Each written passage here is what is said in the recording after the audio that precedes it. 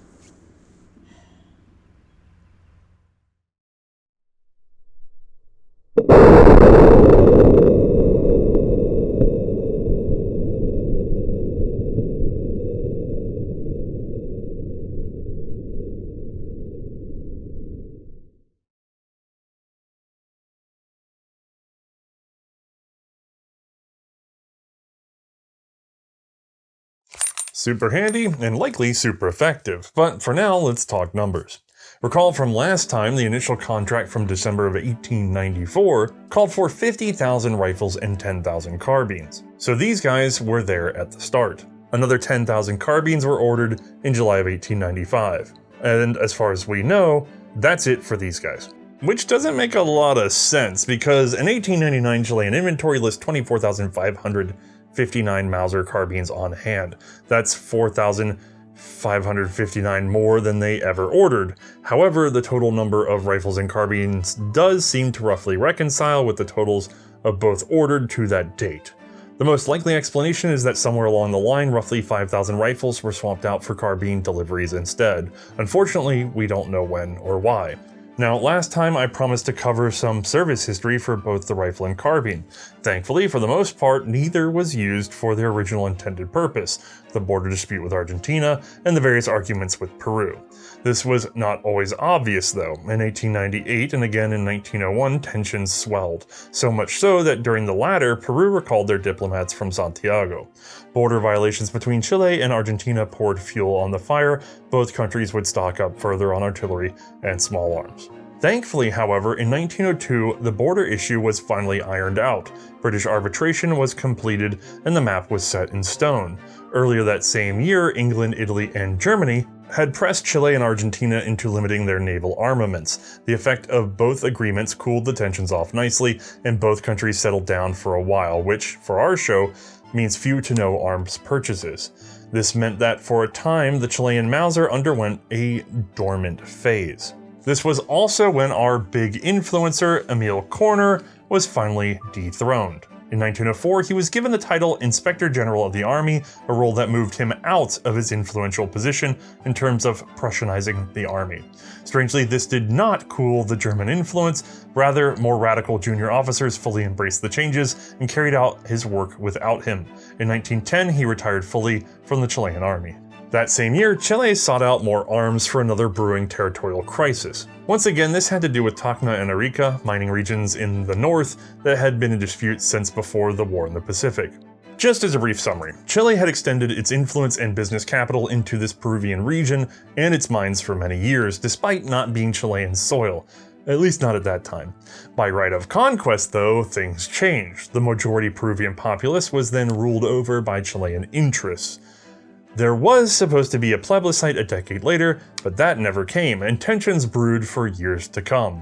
While it didn't seem like an all-out war, it was best by 1909 that Chile refurbished its available arms, keeping them in proper order just in case. There was also the matter of the introduction of the Spitzer bullet. With a lighter, pointier boat-tail bullet, 7mm Mauser could run faster and flatter, making the rifles all the more effective. While the barrels themselves did not need to change, it was best to replace anything worn out at this time.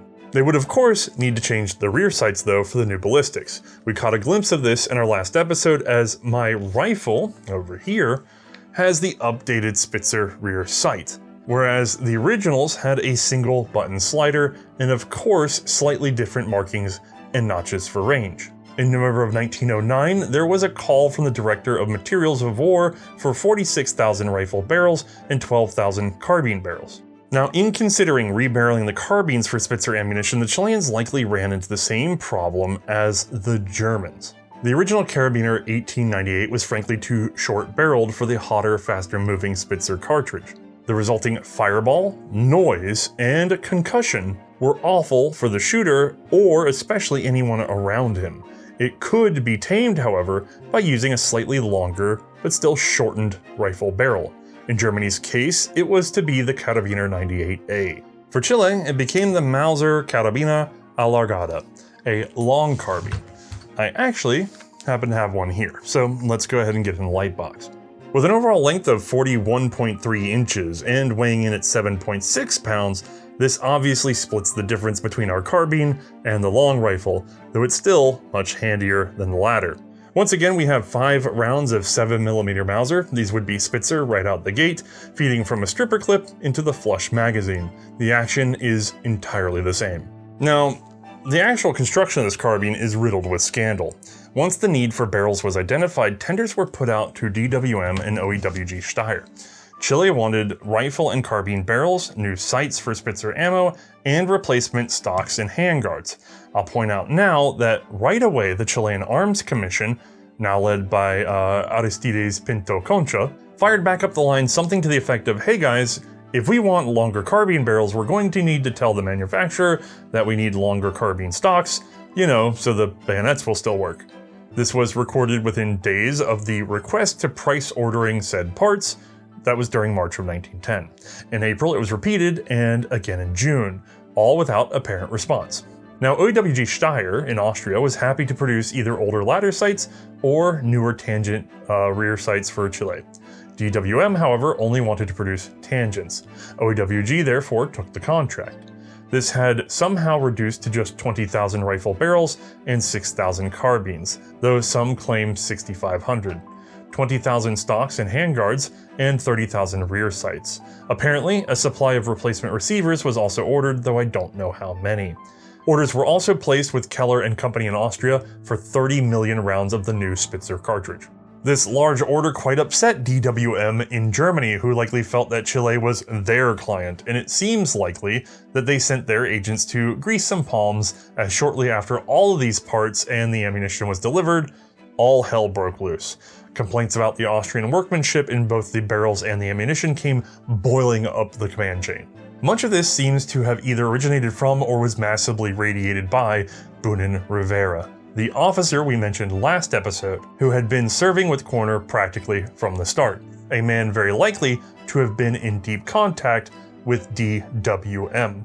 The first of his complaints seems to have come from a master gunsmith at what's now known as Fábricas y Maestranzas del Ejército, factories and workshops of the Army, a state-owned arms manufacturer that had its roots back to 1811, though it did see a number of name changes and refinements over the years. Regardless, our gunsmith wrote to the workshop's director. He was concerned about tolerance issues with the OEWG barrels and receivers. He claimed that only 20% of the barrels could be used on LOVA receivers, and even when fitted to OEWG replacement receivers, the success rate was 80%. This was, of course, taken from a small sample lot of parts, so a review commission was formed. They found an 82.5% defective rate on the rifle barrels, and 50% on the carbines. Proof firing seemed to stretch the threads, indicating poor steel was used. Further testing managed to get some of the bolt parts to break under proof firing. The Minister of War wired to Europe demanding the names of the inspectors for the OEWG parts. Rivera attached his own memo to the commission report in October of 1911. He accused his fellow commission officers of incompetence, having contracted with a strange factory who had provided inferior goods to subpar inspectors. He also attacked the Keller ammunition, claiming the Arms Commission had exceeded its authority in the purchase due to the inclusion of new powder without specific technical testing. He declared the 30 million rounds as completely unsafe, that they should all be discarded. Also, why are these carbine stocks too short? If we're going to add longer barrels, we need longer stocks. The whole thing became a massive political scandal. The Chilean cabinet demanded a full investigation and called for litigation against OEWG. In November, the Arms Commission in Europe was dissolved. OEWG Steyr demanded the establishment of a commission to investigate the charges against them. The Austrian ambassador and Chilean foreign minister managed to get this kind of sorted out. 2 OEWG engineers were thankfully in Lima at that time, so they were sent over to Chile to observe further testing. With their eyes on the problem, all tested rifles and ammunition were found to be outstanding, exceeding the contracted tolerances. Turns out Rivera's camp, coincidentally, a pair of former DWM employees working at the cartridge plant in Santiago, had cooked up their own powder in order to achieve the earlier results. This was done, supposedly, because they lacked a supply of the indicated Rottweil powder. What a strange coincidence that their homebrew was in excess of any reasonable tolerances. As for the stocks, the now disbanded commission kindly pointed out the numerous times that they had tried to correct the issue without response, which came only in May of 1911 after the stocks had been delivered. Now the whole thing flipped the other way. Rivera was accused of fraud, of being in bed with DWM. The Commission and OEWG were vindicated, so Chile had to contract further to get their materials and training for their own workshop employees to modify the carbines and rifles into the new patterns. Strangely, despite this reversal, DWM did manage to eke out a 30 million cartridge replacement order, making for 60 million in total, and the last time Chile needed to buy abroad.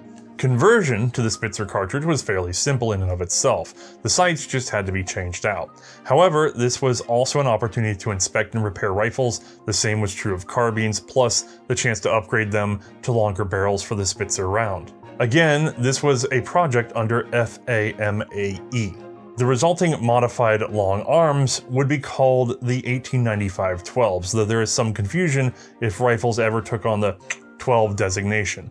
The lengthened carbines, however, like this guy, are definitely what you call a 95-12. So let's go ahead and make some room and get a look at this one. Coming from the back this time, you might believe this is a carbine. I mean, side swivel, turn down bolt handle, 1400 meter rear sight, although in this case we have the 2-button Spitzer variety and it is heavily worn. I also find it kind of interesting that it appears that they added a rounded lower section. I'm not sure if that's to kind of strengthen this up or if it was some sort of preventing moving incompatible parts onto other sites without noticing. I'm not entirely sure. I just happen to notice the cut's different. These ladders are so easily damaged, it is very common to find these buttons missing or just not working at all. Strangely, out of all the rifles I have here today, the one that's damaged and only has one latch is the one that actually holds into position.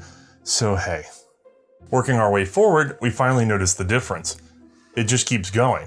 And then, frankly, this one's missing its cleaning/clearing rod, but otherwise, the construction of the front is the same. It's basically like you took a little segment here and just cloned it in Photoshop to extend it on down the line. The difference isn't really all that dramatic, even when you put them together. It's just a couple inches. Now, of course, we went ahead and had Mae shoot this for you.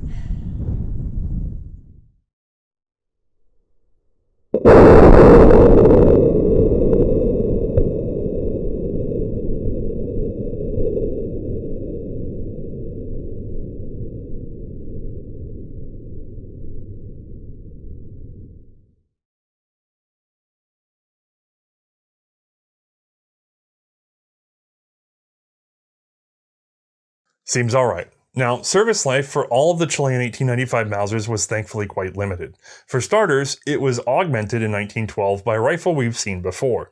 The Mauser 1898 derived, model of 1912 as sold by OAWG. Back when the barrels and spare parts were ordered, Chile also contracted for 30,000 rifles and 4,000 carbines. However, during the scandal, these were transferred to DWM. Once the dust cleared, OAWG was furious and demanded the contract back. This was possible, by the way, thanks to the collusion between the two companies. Price fixing in the South American market, OAWG threatened to actually undercut DWM and really compete if they didn't fix this mess that they made by cheating. And frankly, DWM was overloaded with other orders anyway. The 1912s were not replacements, just supplements to the 1895s, so both would serve during the 1931 naval mutiny. Beginning with a revolt over a massive pay cut, a result of the Great Depression, and rapidly evolving into a political movement, lower ranks of the Chilean Navy made demands on the government. These were, however, not heeded, and the army was sent to attack the naval base of Talcahuano. This, and a frankly ineffective air attack on the fleet, convinced the mutineers that there would be no payout. Fun fact, none were executed thanks to pardons granted the next year by the very short-lived Socialist Republic of Chile. In 1936, many of the long carbines were modified further, receiving a tangent rear sight, which is what DWM wanted from the start, mind you. This was definitely stronger in construction than the ladders. Tangent leafs are usually what one finds on present surplus long carbines. That would make this a model of 1895 1236. Still, the Mauser's 1895 soldiered on, constantly refreshed and repaired, even sometimes sporting barrels by SIG, manufactured sometime in the 1930s. Conflict was thankfully almost non-existent, with just a few minor clashes, usually with Argentina. During World War II, Chile was cut off from its European suppliers, so small lots of American arms started to appear. These grew much more common thanks to post-war surplus. Eventually, however, they would adopt the Cold War-era FAL rifle, along with its 7.62 NATO cartridge. That did not, however, end service for the Mausers. A good many were converted to NATO in 1961. This was done by boring the chamber area out, soldering in a plug, and then reboring and rifling and reaming the chambers to the 7.62 NATO standard, resulting in the model of 1895-61. You can spot one of these by its markings on the clip bridge, 7.62 over the letter N. Some might display NATO and the date 1961. Whew, okay, that's Chile covered. But their unique 1895 pattern Mauser did apparently appear elsewhere, just not in large or clear numbers. Supposedly, they turned up in El Salvador, Honduras, Costa Rica, Paraguay, Peru, Uruguay, Iran, and China. Unfortunately, I have not walked each of these down to make sure it was a true Chilean 1895, instead of some 93 with a fancy name, like we see with the Boers. Alright, with all that covered, I think we can finally get Mae's opinion on these shorter Chilean Mausers. Alright, we've made room for Mae. Hi. And we have a pair of shortened 1895 rifles. We do. Now, in chronological order, the little carbine came first. Interesting. So would you like to pick that one up and give us a quick review? Sure. Assuming I can get it without all the clanging happening. That saddle ring is... Excellent saddle ring. Cannot argue with that. Solid design. Dang if it doesn't cling every time I do anything with it. It's all right. It'll clang a little bit and people still hear it. Okay, so coming from the Chilean long rifle, which we complained about its length, we complained about the broken sights on it, and I personally complained about the lack of a semi-pistol grip, along with the lack of a turn-down bolt handle. That is yay tall. Yay tall? Hold on. That is yay tall. Yeah, so we have definitely lost some weight. Okay, I'll say that's good. Good pro there. A lot of features on this guy are very similar to our long rifle in terms of the same action that we have here. However, turn down bolt handle. Okay, puts me right there at the trigger. Well, nearly right there. I'm very close. Let's go with that. Right. Still don't have a semi-pistol grip yet, unfortunately. We'll get there one day. And then the sights, the rear sight, we have now gone to a single one-button push, which I'm noticing this one is also very not working? Yeah, they're all not in great shape. Okay. Although we have changed up our front sights. We still have what appears to be a barleycorn front sight, but now it's a protected barleycorn, isn't it? Yeah, we've seen that. Oh, fantastic. We've seen that sight protector before, weirdly. I love it. It looks like on the Serbian, I want to say? No, we saw it on the Spanish 1916. Oh, okay. Which came way after this guy. Mm-hmm. But that's where we saw it. That's pretty fantastic. It's a good sight protection, I want to say there. It doesn't quite come over the top, which, I mean, I guess that's fine. It'll let some light in there, which should get it very visible. Right. But very well protected, I would say. And then, of course, everything's side slung. Yeah, I mean, that's fine. Good carrying across the back. I mean, carbine itself will be very totable. This is way more totable, easier to use than the long rifle, I would say. Right. And then just the considerations from the start is that you have the ability to either sling it on your back if you're an artilleryman or something like that, or you can use the single point sling attachment being the saddle ring, which would then be like a big sash for a cavalryman to just sort of have it hang. Sure. And just the utility of having both in one, which is something that we saw in our Spanish episode where they moved towards that later on, having started with just a cavalry focus. And then they went back and went, we should probably have it do both. Fair. This particular rifle was unfortunately left in its original chain bring. Well, the chain bring is the same.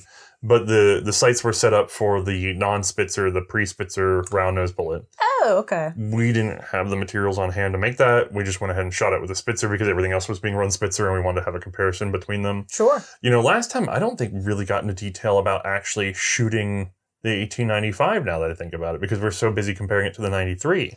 Yeah, I guess so. I remember recoil on that one in general was not really moderate. It kind of felt on the light side of moderate. Right, so mild. Yeah. And then in the case of this little guy, though. Moderate. It definitely packs a little more of a punch out of the smaller carbine. Do you feel like it was uncontrollable, though? I don't think it was uncontrollable. It just kind of felt like it didn't quite suit it. Like That's true. It was a little too much for what came out of this guy. Fair. That's about it. You do have some favoritism towards 7mm Mauser, though. I mean, I do. I do like the cartridge. I think it handles pretty well. It's a good small bore cartridge in general. We tend to like the rifles that it comes with too in the war. And I think, if I'm not mistaken, hold on, let me look. Might be in luck. Whoop. Ho Did ho you win? ho ho. Chicken dinner? Chicken dinner. We have the Spanish 1895 cavalry carbine. Right, which So was... look at the length on that. We Those are thoroughly enjoyed that. very Actually, similar. very similar, yes. Barrel bands in the same spot, muzzles to the same length. It's just one is designed with a nose cap and no provision for bayonet lock. So would you say that these handle differently at all? I mean, here, hold this for a second. Okay. Let me just rotate the action. It's cock on close. It feels pretty dang the same, although this one does at least Lock open on empty. That's going to make a difference. You But complained about it in the otherwise, rifle episode. Do you still dislike that? You still think lock open on empty is better? I just think it's critical because you're going through the motions. You're literally in the middle of a battle when using this, presumably, or at least fighting some other dude. And then if you're going through the motions, accidentally close without anything in there, well, then you're going to be SOL. I'd rather make sure I've got a little bit of something to kind of remind me, oh, shoot, got to load up, drop down, something. At the time of their production initially, pre-Spitzer, they would have nearly identical sliders. It would have looked a lot like this one, even on the Spanish. Then the Spanish got the single-button, heavy-built one. Yep. This would have gotten a 2-button that would have gotten just as easily damaged as anything else. So I'm going to say probably point to the Spanish because their later slider is stronger than the later Chilean slider. Yes, overall. But what do you think about this bayonet thing? Would you prefer to go ahead and have a universal carbine, or would you prefer to have a cavalry-specific one and then try to make something with a bayonet later? You know, we don't really talk about bayonets all that often on this channel. And frankly, they can be a very useful tool in general, too. Yes. As a matter of fact, during the Great War, we found that a lot of countries would go back and try to add bayonets to their cavalry rifles because they found that their cavalry was spending a lot of time unmounted in very specific circumstances. And then especially when cavalry became deprioritized entirely. Yeah, you know what? Maybe we should have just given them a bayonet. Yeah, it just comes in handy. Right. So I think, weirdly, Chile got that right earlier on. But out of the two, which is more aesthetically attractive? Technically the Spanish. Technically the Spanish is still far more attractive to me. Okay. Now, overall, in terms of combat potential, I know Chile didn't go to the Great War, but that's the era we're talking about. Yeah. How would you rate this in something like the Great War? Would you find this to be reliable? Would you find it to be trustworthy? Would you have confidence? I mean, I can't see myself not having confidence with this guy or finding it trustworthy or reliable because, I mean, 7mm Mauser style action. It's shot very well, even though considering none of these really came in the best of shape to us. Right.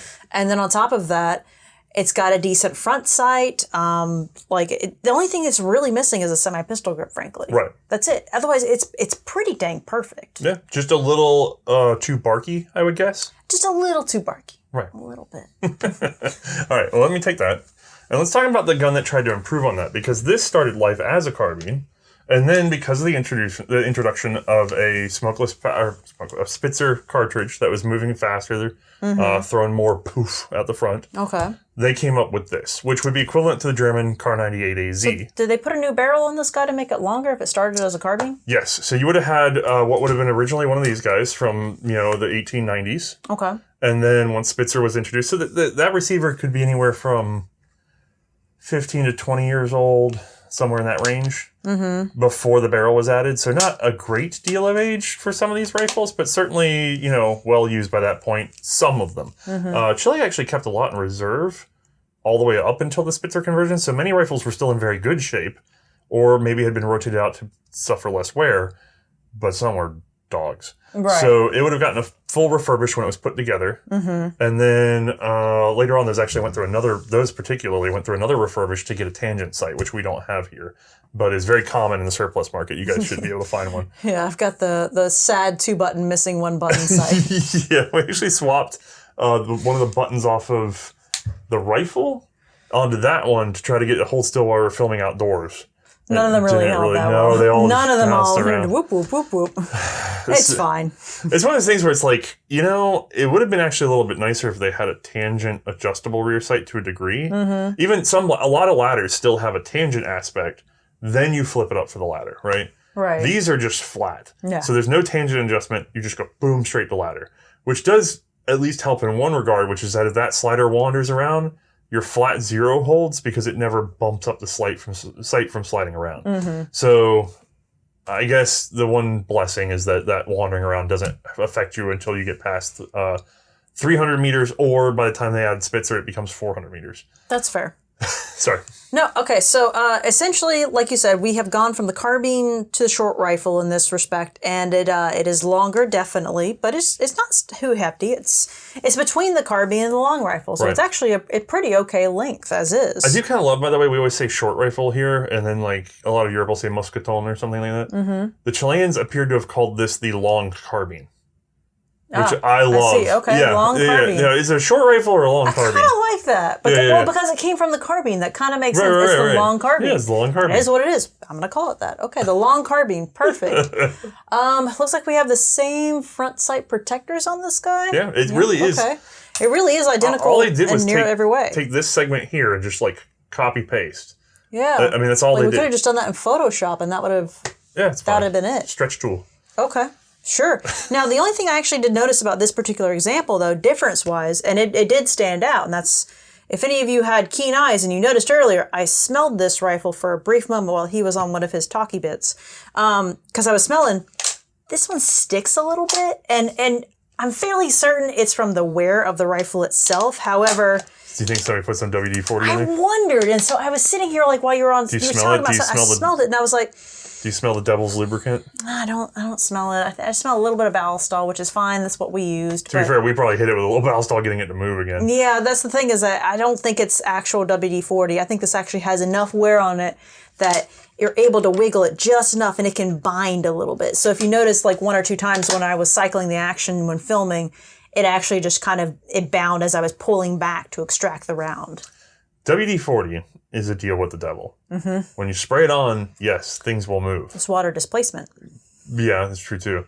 But it'll move when you spray it on there. The problem is it turns to glue over time, and then you got to spray it on again, which is what a racket that is, man. You just keep buying WD-40 to get the old WD-40 moving. Right. So that's how they get you for the next can. Ballistol, it doesn't seize up at all. Oh, yeah. Wink, wink, nudge, nudge. There's our product placement there. Yeah. But actually shooting this guy, how'd it do? Because you said this was recoiling a fair bit, not a lot. You said the rifle was mild. We got Mama and Baby, or we got Papa and Baby Bear. Where are we at? You know, Mama Bear was actually a pretty good middle ground. Like it wasn't too much, it wasn't too little. I think it was just kind of just right. Not to just go too far into the bears it's fine. aspect of it, but it really did feel pretty good in this guy coming out of it. I'm digging. You're digging? You're ferreting. Ta-da. Spain did it again. Let's put those next to each other. So much dust on this guy right now. I'm sorry. Oh, it's just on the wrist. There you go. There we go. Okay.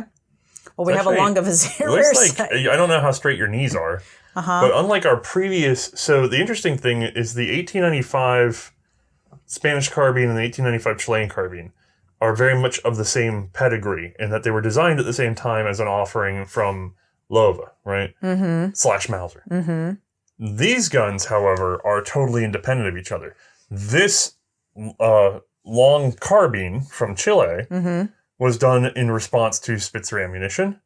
This 1916 was likely done in the same context, and also we have a whole episode walking this guy down. I shouldn't love them, but I love the longer vizier sights on them. Do you really? I really do. I think they're so weird and rattly. They wig me out. But you can tell because our handguard proportions are different. Our banding is much more different. Our length is slightly different. These guys these weren't birthed together like the other two were. And so there are some minor differences between these two. Fair. Does anything stand out in terms of preference between the two? I mean, I know you said you like the longer vizier. I mean, in general, I kind of like the longer vizier more. I mean, this one has a fixed rear sling down here, which, take or leave. That just depends on your preference on that. Right.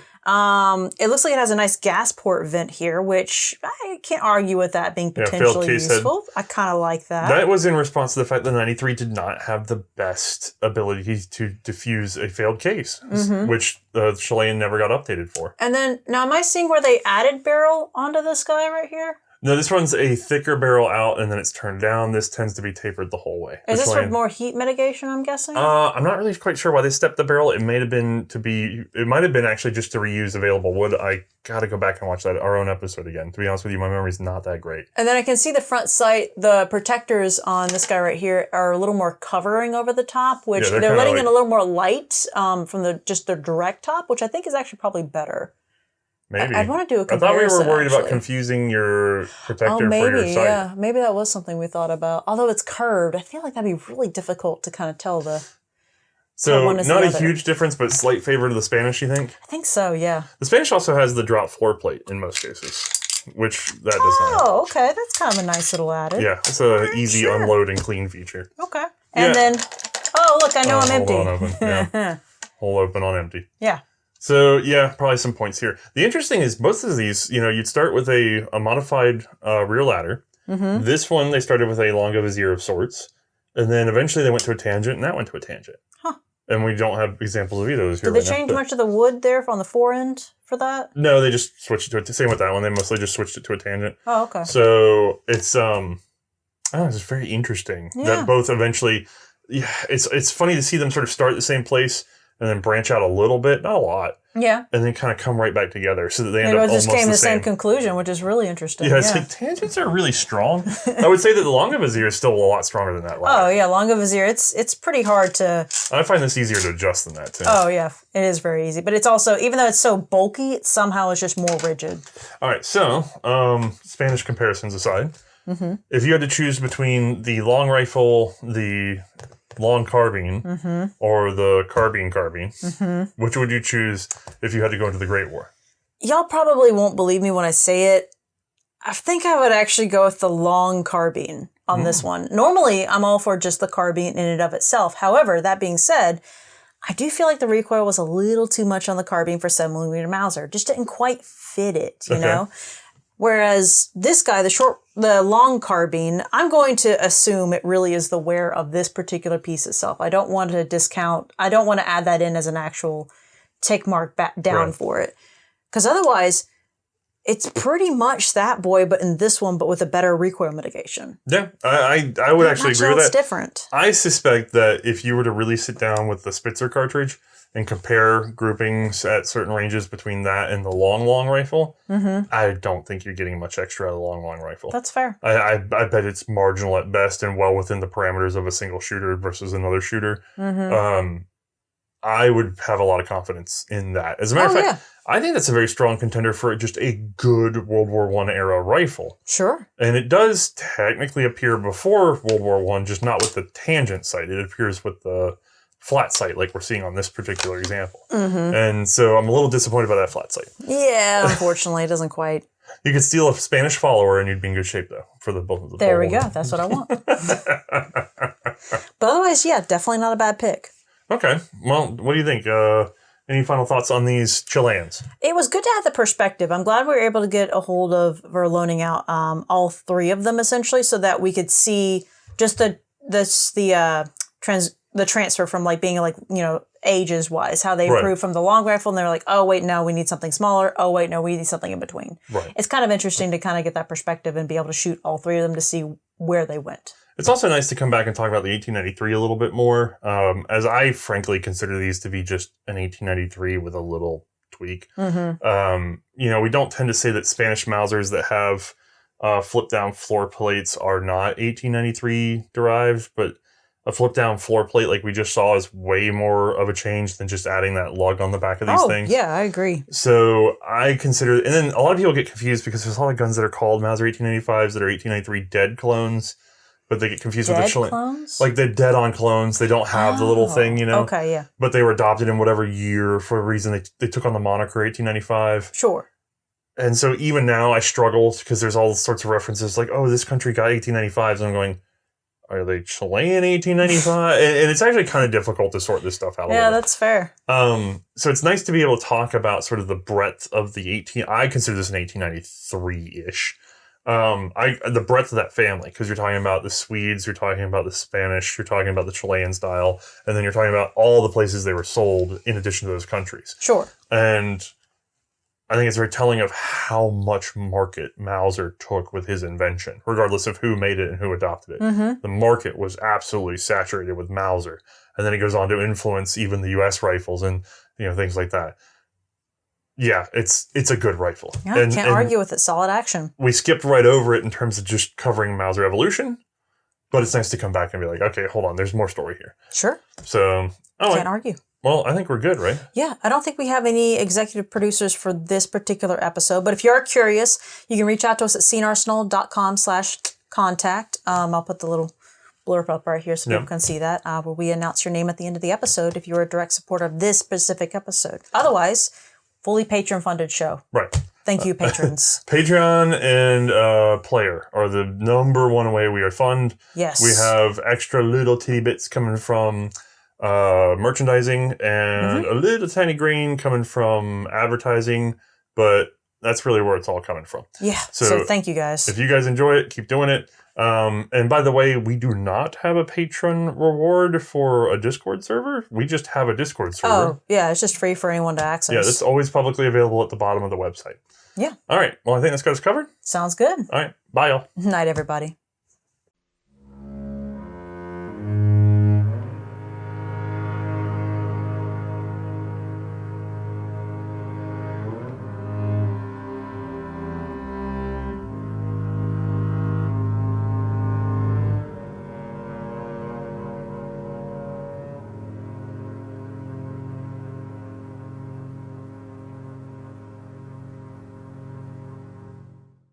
Bug weird alien revolver from another planet. Yeah. It sounds weird. You have the arbor keyed to the cylinder, and then the arbor has the ratchet teeth, and they're backwards, and the arbor comes to the back of the gun. Right. It's just bizarre. Like that alone. What is going on? So I had to take it apart and clean it.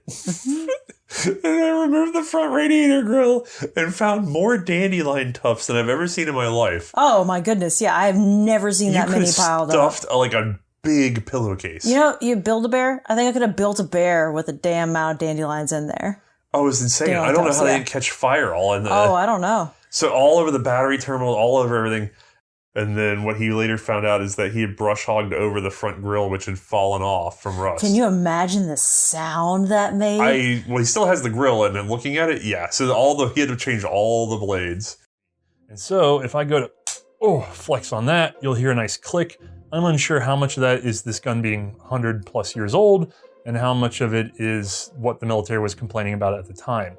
But that releases everything back forward, and from there we can use the gun. And just to prove it to you, I should be able to put that safety in at full cock, and then